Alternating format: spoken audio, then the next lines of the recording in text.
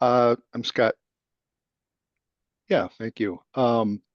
Scott Smith with State Aid down in central office, and Sue Miller from SRF, who has been leading this discussion and instruction in each of these 5 modules that we've done. This is the 5th module, the last of the 5. I greatly appreciate Sue being willing and able to do this work for us. And she just has a many years experience with the city, county, and many other uh, entities, as well as some of the groups that have been founders for these types of concepts with pavement preservation. So Sue, welcome. Thanks for leading this effort, and I'll turn it over to you. Great. Thanks, Scott. So as Scott mentioned, this has been a great initiative with State Aid and really rolling out what started off as an idea a few county engineers had many years ago about how do we manage and maintain a system when there's declining revenue, or at least the revenue growth isn't keeping pace with the growing needs of maintaining your system. And so what are some of the strategies that some of our peers were doing to try to help manage and mitigate some of those things, and how can we better systematically look at our networks that we're responsible for maintaining. So many of you have been part of these webinars all the way through, and appreciate you guys that have been on each and every one of these. So today we kick off module 5, modifying the network, or really right sizing that system that you maintain to make sure it really fits the network that you're responsible for managing, whether you're a county or a city engineer. We have talked previously with module 1, kind of that overview of system preservation. What does it mean? Where did it come from? We'll do a quick overview and review of some of these things quick.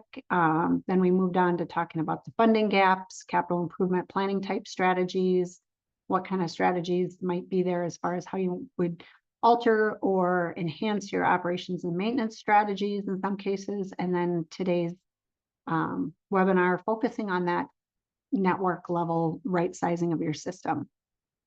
So where we started, like I mentioned, several folks were all having the same type of issue. And what we learned through this webinar process is where several years ago it was really focused on the funding level of being able to maintain your system. Staffing has become a big part of that as well, to be able to really be successful in managing an overall system. Part of where this evolved from too is there was a lot of county engineers, city engineers going to be retiring.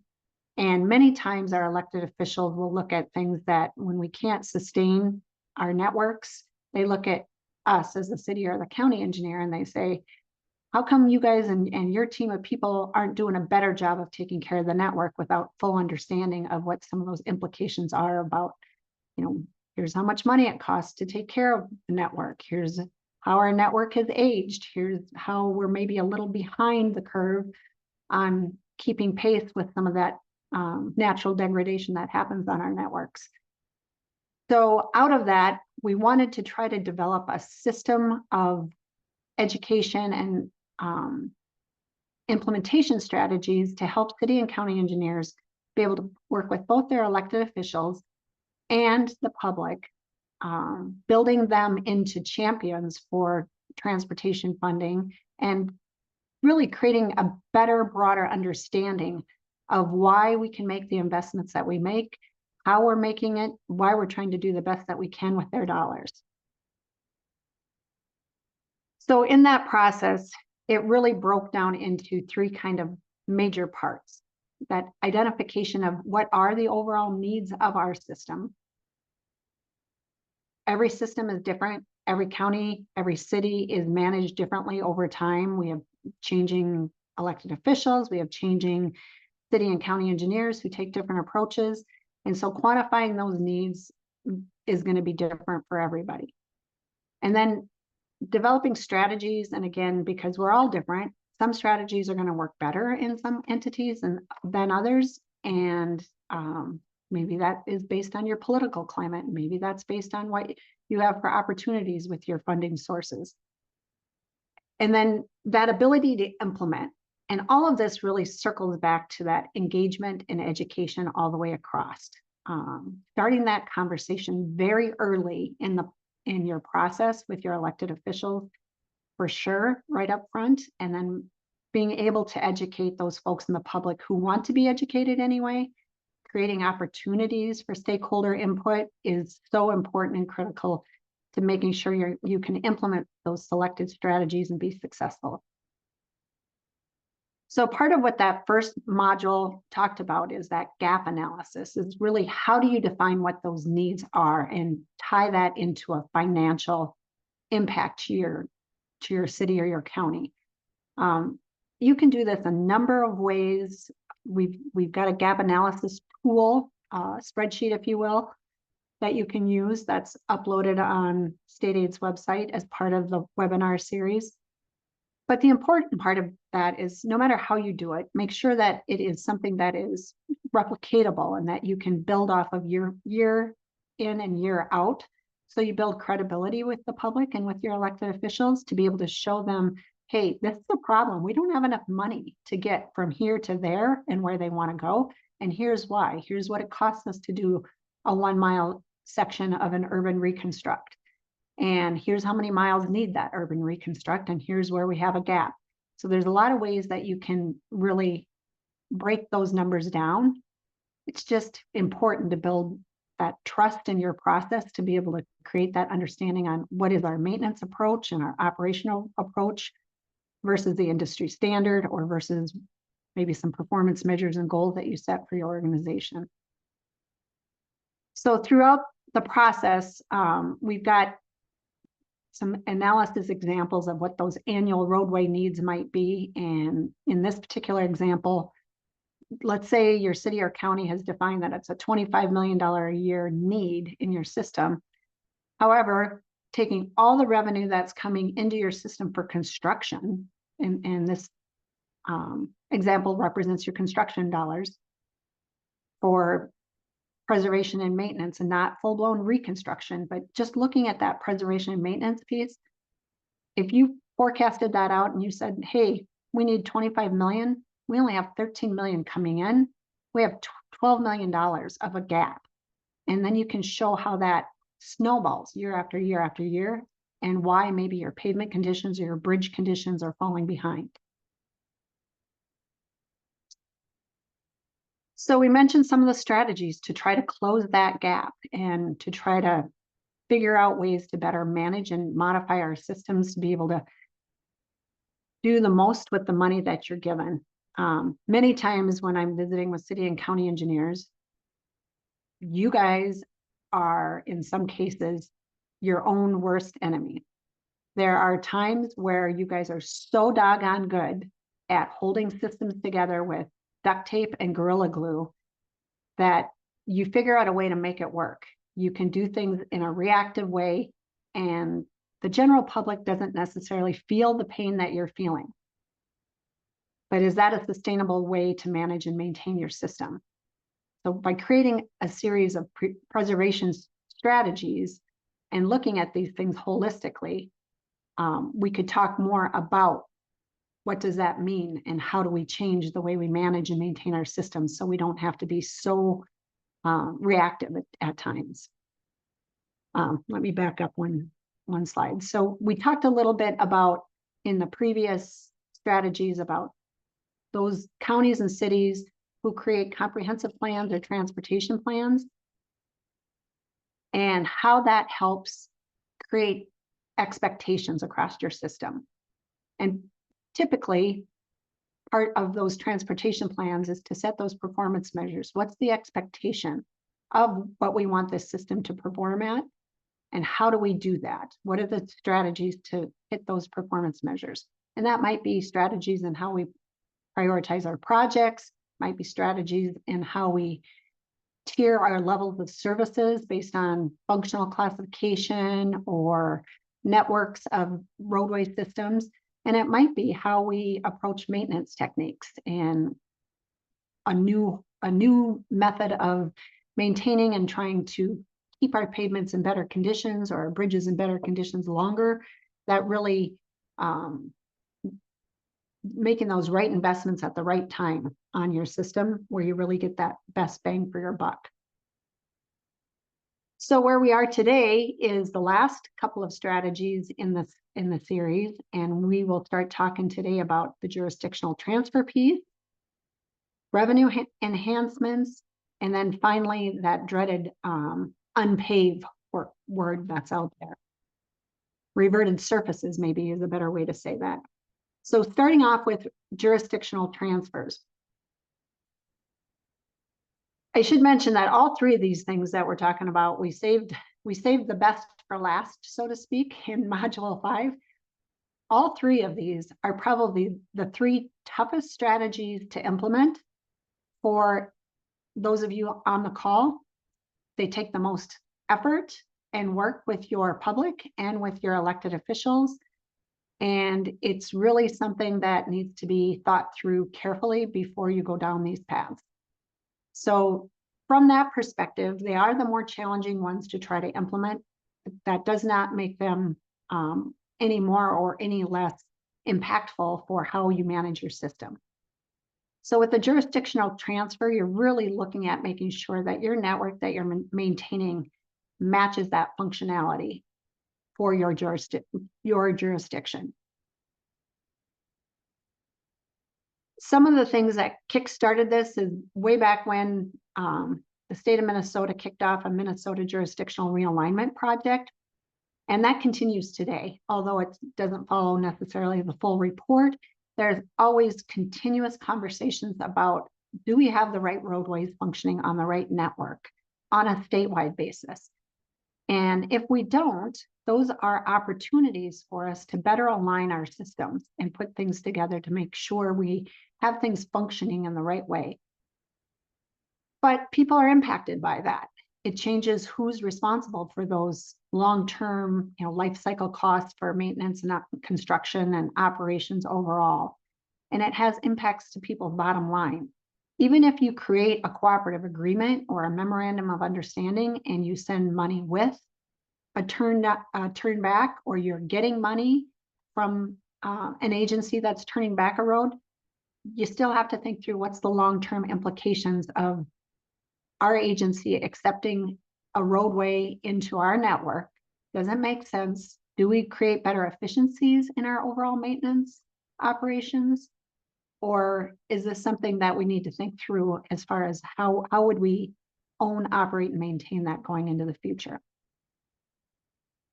So some of those things that you want to really think about is the characteristics of what that roadway or that network, the impact that roadway has, or that segment of roadway has in your network. What kind of trips are happening on that roadway? Are these really, the last few minutes of somebody's trip, or is this something where I'm buzzing through the neighborhood and I will never turn off of it for the next 4 or 5 miles because it's more of a thoroughfare? Traffic volumes can be a good indicator of some of that, or higher used roadways. Your speed limits, your road restrictions, if you have intermodal facilities and you want to maintain connectivity that way, freight movement are all pieces of that. Now, I skipped surface condition on purpose. It's something that you want to be cognizant of as part of making a transfer, but it isn't necessarily a characteristic that would say, oh, we're going to get rid of this road because it's in really bad shape. None of us want to work with our partners that way. So you do need to understand the condition your roadway is in before you would want to go down this path. And it might be one of those things that says, we need to make an improvement here on this roadway before we'd ever think about considering it to be on this list. So just to give a quick high-level example, Anoka County went through a planning process of really wanting to focus in on where they had 2-lane systems that were congested. They knew they were looking at some potential expansion projects or ways to move traffic more efficiently through the county. And in doing that, it the conversation quickly said, well, if we're looking at that end of the spectrum, we should be looking at the other side of the spectrum as well. And let's look at where do we have systems that are, or elements of our system that are misaligned and not functioning the way we want them to be. And they went through an in-depth analysis of all the miles within that county of saying, should those go back to a city or a township? Should they go up to MnDOT? Are there MnDOT's roads that are should move down to create better connectivity, better spacing, better functionality to serve all of our traveling public? You know, many times when we talk to the public and we start that educational process, they have no idea what agency or organization is responsible for that road. They just want to drive on a good road.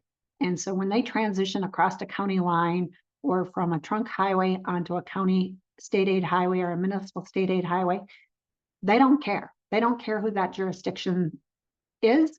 They just want to make sure it's maintained well and it's functioning and operating safely. So understanding and knowing that, we have to kind of work backwards from that and say, what makes sense for my organization to maintain this? Where do we maybe have snow plows crossing over segments 2 or 3 times by 2 or 3 different entities? And maybe that becomes part of how you want to look at, does this make sense? Should this be on this system or that system so we can really operate effectively and efficiently on this part of the system? So a couple things to think about just in a checklist format. After you go through that process of evaluating all those characteristics, you really want to look at what are those elements that show up as misaligned and why are they misaligned? And then this is where the conversation begins. Creating some costs of maintaining those segments, understanding those impacts of costs, and working with the agency you would be talking to about shifting that segment up or down, and what kind of time frame would go with that, and what kind of financial contribution might come with that.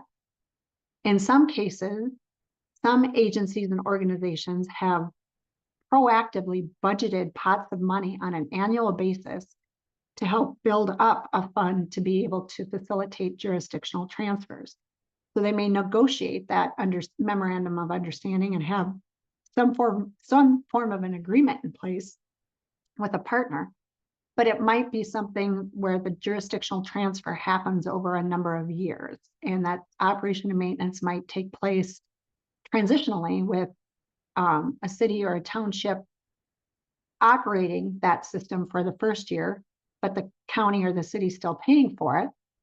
And then after the second year, then they get some money and they operate it. And the third year, they fully are paid out and it's transferred in ownership completely. Lots of different ways to do that. It really comes down to working with those partners and how we manage these systems. So with revenue resources, if we all had more revenue, we maybe would have less reason to talk about some of these strategies on how to stretch things out further. So it'd be great to think that we could come up with new revenue that carries us forward and covers the gap completely. The reality is that in many cities and counties, if you were to raise, say, the local levy to fund your gap, you no longer are funding public safety or human services or even the general fund in a county. Some counties have gaps that large that it would take all of their local levy impact to try to close the gap. That's not realistic. That's not sustainable. We all know and understand that elected officials have to balance lots of needs when they're making their funding choices with the pool of money that they have available. So what has evolved from that is really looking for those other opportunities to enhance the revenue stream. And this is different in different areas based on the economic opportunities and the vitality and the, you know, if you're a regional center or not a regional center. So the opportunities you might have are going to change based on geographically where you are and how your city or county functions. But some of those strategies included in this analysis are, does your agency have the opportunity to impose a wheelage tax? And then the wheelage tax, you could impose that at one level at $10 a vehicle, or you could go up to, I think it's $20. Are you maximizing that? Are you really optimizing that? And what can those dollars be used for? Some of these dollars can only be used for construction. Some can only be used for operations or other things. And then some can be used for operations, construction, maintenance, whatever it might be.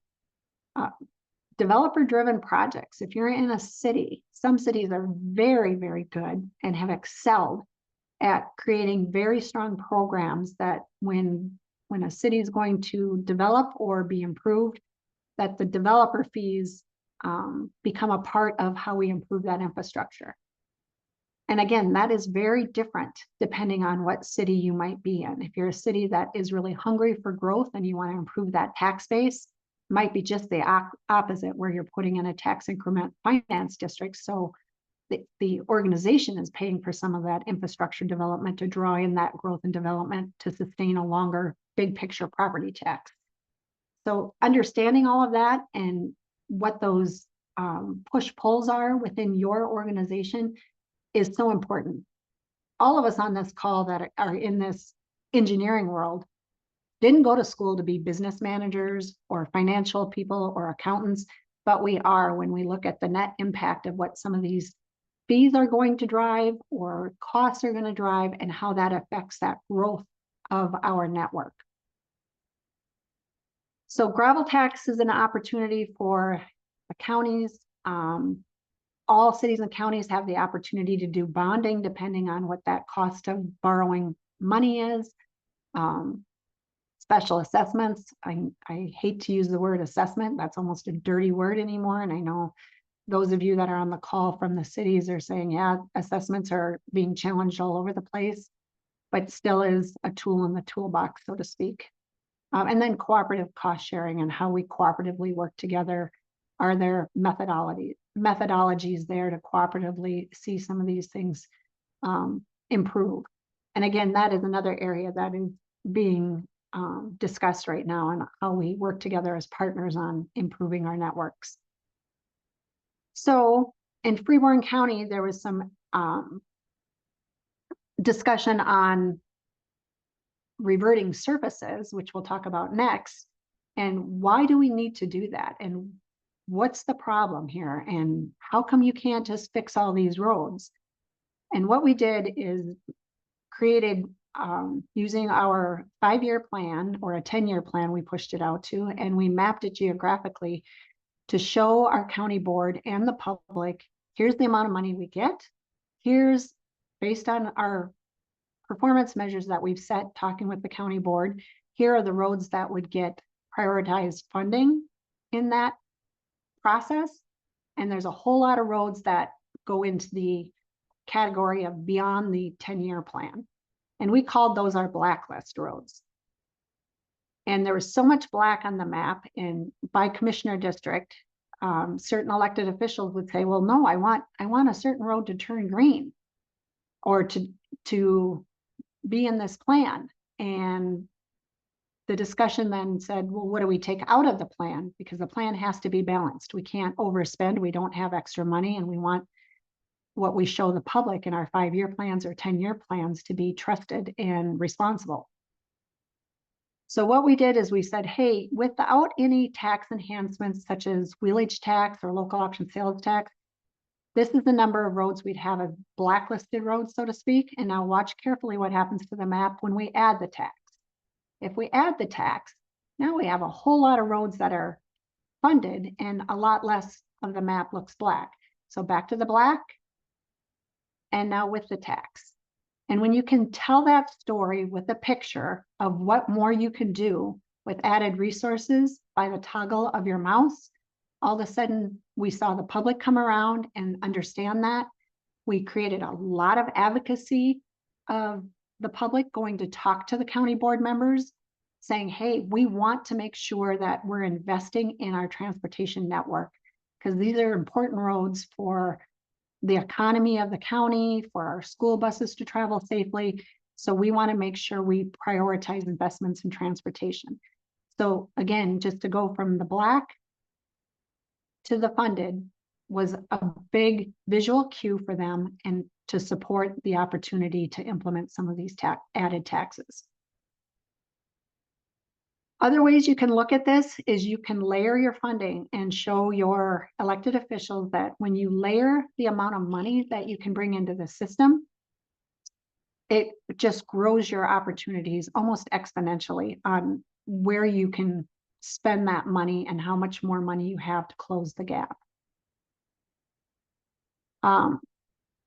Another way you could do this, if you don't want to just look at your construction program and you want to strictly look at performance measure, you can do the very same exercise by saying, hey, with no tax, here's what our system looks like. If we want things to be in the green, everything's looking pretty good versus poor performing payments in the red. Again, with a click of a mouse, you can say with that added tax investment, instead of all the red you see now, here's what would happen if we had that tax investment. We could really minimize our risk for maintaining our network and improve that level of service and that operational performance of our system with the tax. So without the tax and then with the tax, whoops. Yep, with the tax. So without and then with. So either way you want to do it, either from showing people what their road will look like or showing people the conditionality of the system overall can be powerful ways to be able to tell your story. Now, moving on to revenue sources. Revenue sources is really hard to talk about adding taxes because taxes is money that comes out of everybody's pocket. So when we talk about adding these new revenue sources, you really have to be able to show what do people get for that money? What are the investments that are going to be made? And what are the ways that we're using that money right now wisely and what it costs us to take care of the system? So I'll talk a little bit more about some of the other reasons why when we get into reverted surfaces. So some of you on this call who've been around as long as I have, and Scott was very generous to me to say that I know a lot of things. It's just the fact that I'm old and I've been around and I've lived through a lot of things. And there's a few of you on this call that have been right there alongside doing the same thing. So when we started this project, it really was born out of that discussion on, I was in a pickle. I was looking at our system and there were a couple of segments of low volume roads that had been paved many years ago by previous county boards and county engineers that ended at a gravel road segment, didn't connect our system, didn't have good continuity of operation. And I couldn't understand maybe why they were paved in the first place. And now they're degrading to the point where I don't have enough revenue to reach those pavements. And we were talking about unpaving, intentionally unpaving a roadway. I quickly had one of my 5 county commissioners who said, if you use the term unpaving again, don't count on my vote when you come up for reappointment. So unpaving has definite innuendo, if you will, if you use that term in talking with the public or your elected officials. I don't know that reverted surfaces is all that much better. I think one of the ways to talk about this is when we don't make investments in our roadways, we absolutely see that those surfaces are reverting or unpaving themselves. And when we can't reach those parts of our systems that are reverting, then they're naturally declining and they become less functional from our operational perspective. We're spending more money in maintenance costs, and it becomes a risk factor when you have broken up pavement and other things for the traveling public to navigate. So in other words, unpaving. If you want to go down this path of having this conversation, this is when you really have to be prepared to tell that story and why you would want to consider deciding to revert a paved surface. Getting people to understand that, and you might even get political buy-in until the person who lives on that road that's going to go from a really crappy bituminous roadway and get a gravel surface starts calling those elected officials, and then your political buy-in is gone. So one theory here or recommendation is to try to create those performance metrics ahead of time before you're talking about any specific roadway or affecting any specific property owner on where your system can afford to make investments and where your system can't, and what are the possible opportunities there. A good mentor or a great mentor of mine a long time ago said, if you're giving up a really crappy bituminous surface, you better make sure you show them what a really great gravel surface is going to look like. So having that strategy pre-planned and as part of this helps make sure that there is some political buy-in and the public has understanding of why you're willing to make this level of investment over that level of investment.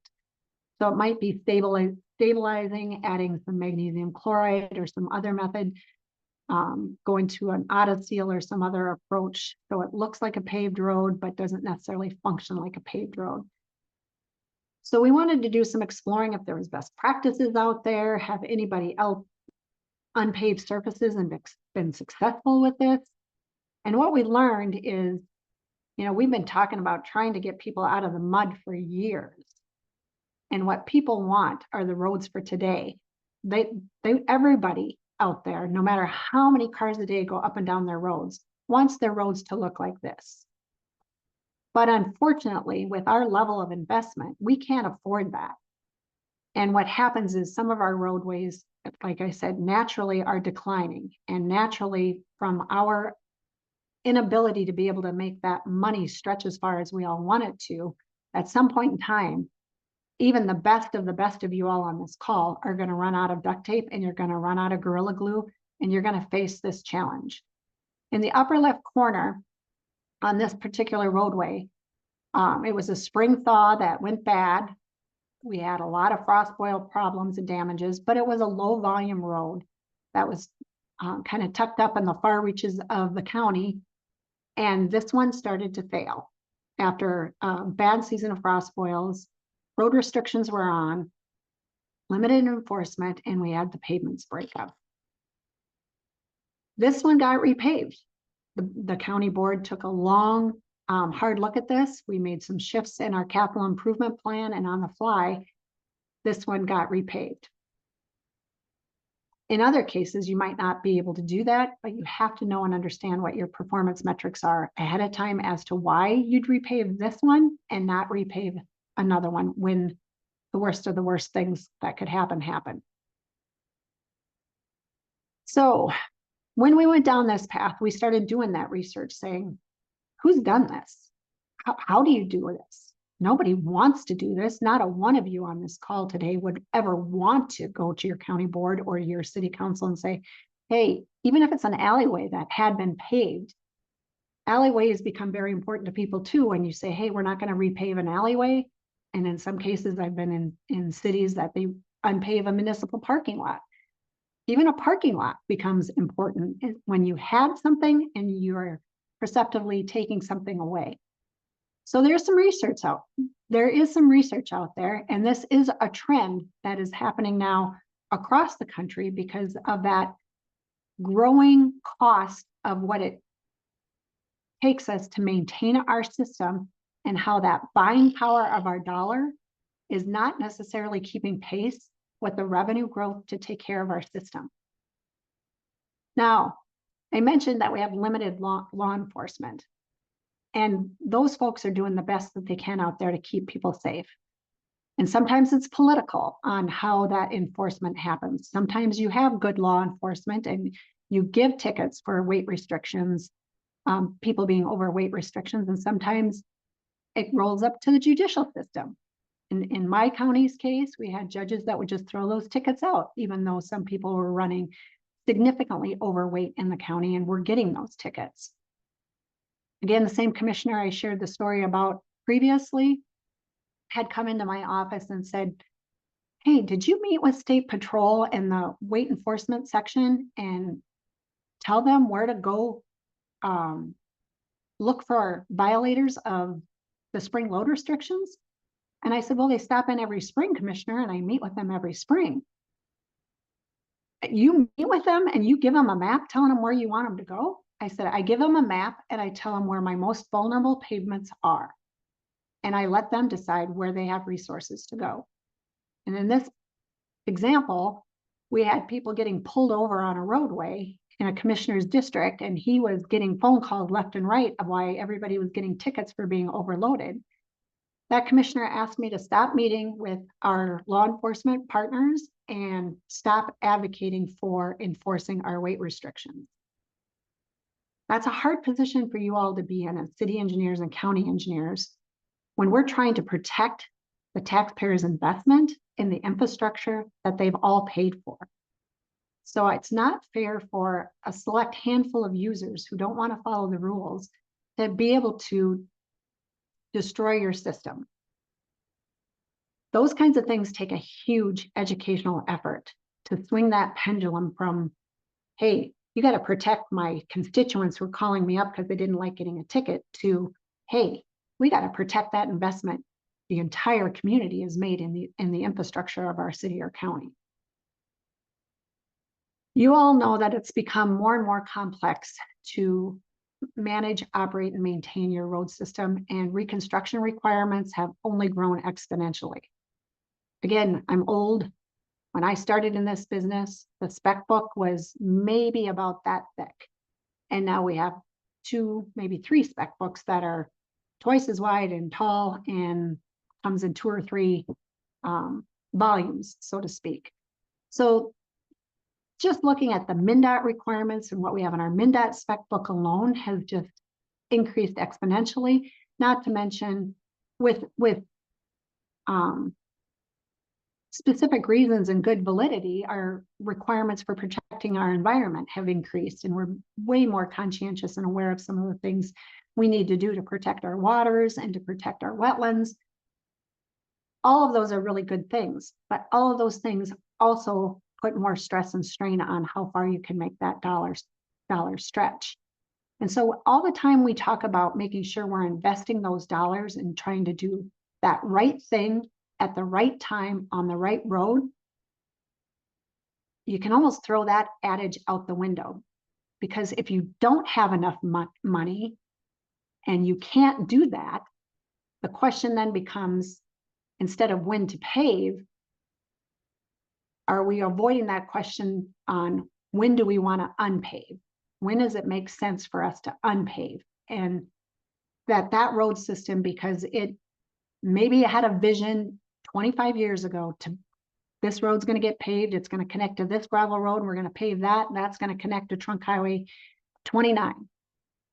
If none of that ever happened and none of that growth and development ever happened, then maybe that segment that started that initiative out, maybe that is the right segment to talk to your county board, to start talking with the public about maybe this segment, when it gets to the end of its useful life as a pavement, will not be repaved, it will be converted or reverted back to a really good gravel surface. So those are some of the strategies of being able to talk about how you might want to go about that.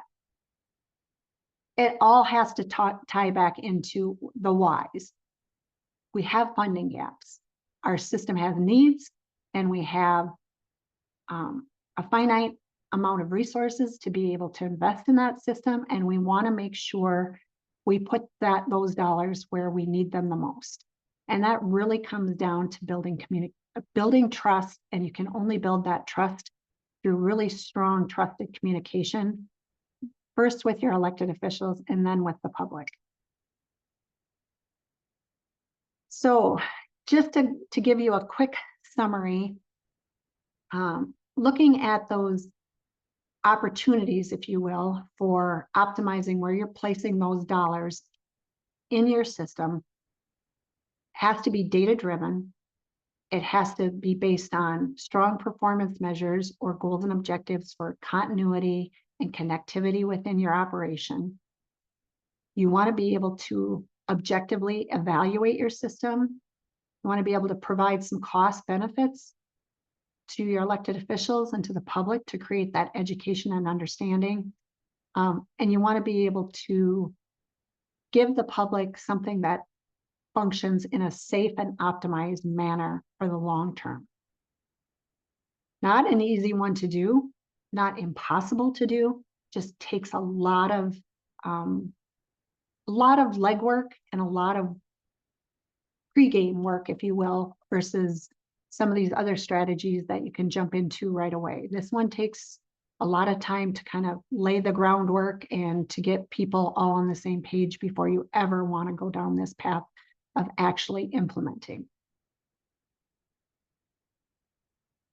So for next steps, we have one more office hour to talk about this module planned for next Monday, November 4th, from noon to 1 p.m. We'll send out a Zoom link to all of today's participants.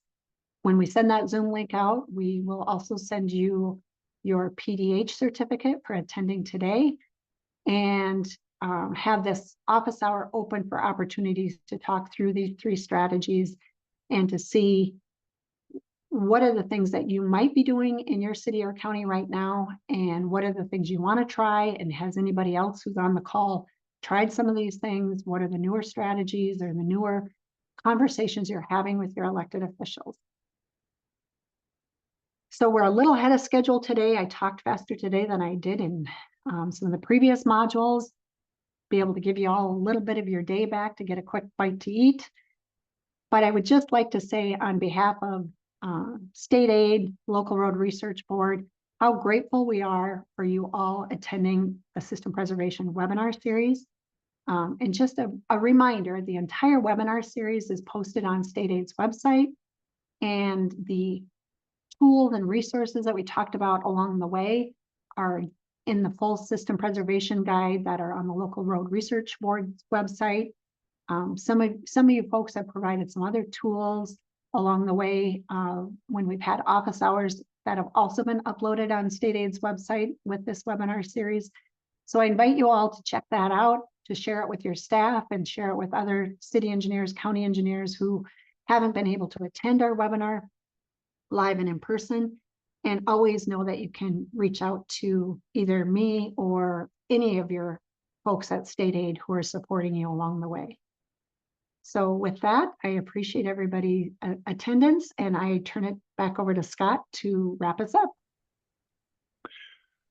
Thank you so much, Sue, for being part of this initiative, and just all the support and so forth that you have for this particular topic. We do appreciate all of you who attend these seminars or these modules, these training modules. And again, like Sue said, they are available on the web. As soon as we get this recording downloaded to State Aid, we'll have this one on the web as well. Come to the office hour next week, and we can discuss a little bit further with those that want to talk a little bit more about specifics. But again, appreciate the time and effort coming and participating. Thanks again, Sue. Have a good day. We'll see you later. Happy Halloween all. Yep. Bye.